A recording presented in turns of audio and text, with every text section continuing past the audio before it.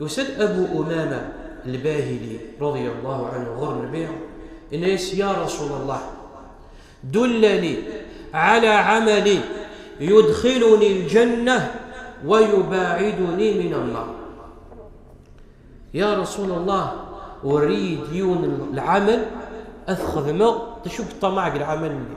أثير ربي مع الجنة تسبع ضربك تمس. إنيس النبي عليه الصلاة والسلام عليك بالصوم فإنه لا مثل له. وش يكون دني غاية ما الصوم ولاش العبادة تشبع ثم غاية ما اجعل رب العالمين مولان يتزمن يوثن تورثن الجنة سبيسيال جنة خاصة وهي باب الريان ويكنيك تزمن الجنة ثيث ما خجع رب العالمين كي مولانيس ثوران الجنة 8 كل يول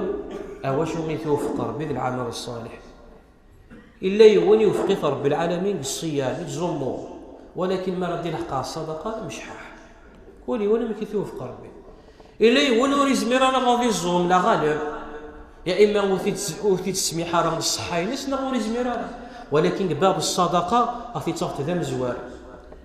إلا يول وريزمير أنا غادي الزوم وريزمير أنا غادي يصدق ولكن من باب الصلاة يتقيم الليل زل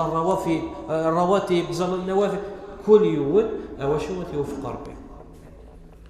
ولكن تبور ثيغ من الصوم ثيغ سبيسيال